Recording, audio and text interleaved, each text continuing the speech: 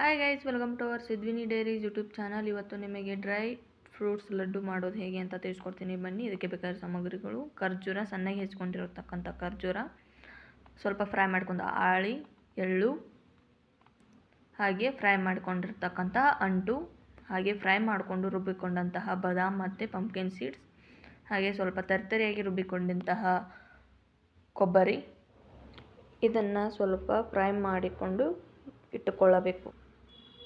ನಂತರ ನಾವು ಒಂದು ಪಾತ್ರೆಗೆ ಸ್ವಲ್ಪ 2 ಸ್ಪೂನ್ ಟೇಬಲ್ನಷ್ಟು ಎಣ್ಣೆ ಹಾಕ್ಕೊಂಡು ಅದಕ್ಕೆ ಬೆಲ್ಲವನ್ನು ಹಾಕ್ಕೊಂಡಿದ್ದೀವಿ.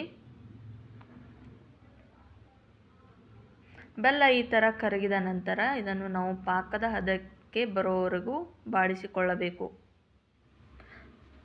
ಈ ಥರ ನಾವು ಕಂಟಿನ್ಯೂಸ್ ಆಗಿ ಬಾಡಿಸ್ತಾನೆ ಇರಬೇಕು.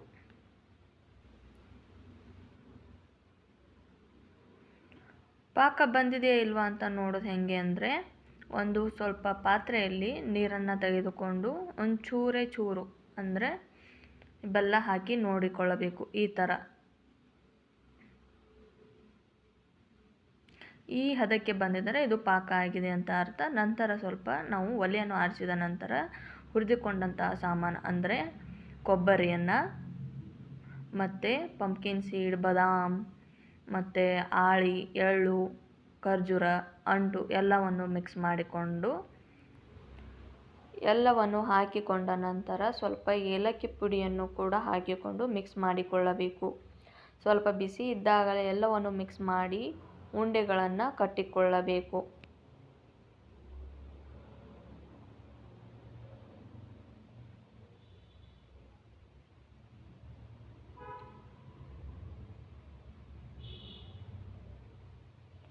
ಬಿಸಿ ಇದ್ದಾಗ ಈ ರೀತಿ ಉಂಡೆಗಳನ್ನು ಕಟ್ಟಿದರೆ ಚೆನ್ನಾಗಿ ಬರುತ್ತವೆ. ಇದು ಆರೋಗ್ಯಕ್ಕೂ ತುಂಬ ಒಳ್ಳೆಯದು. ನೀವು ಒಮ್ಮೆ ಹೀಗೆ ಟ್ರೈ ಮಾಡಿ ನೋಡಿ. ಇಷ್ಟವಾದರೆ ನಮ್ಮ ಚಾನಲನ್ನು ಸಬ್ಸ್ಕ್ರೈಬ್ ಮಾಡಿ, ಹಾಗೆ ಫಾಲೋ ಮಾಡಿ, ಕಮೆಂಟ್ ಮಾಡಿ. Thank you so much.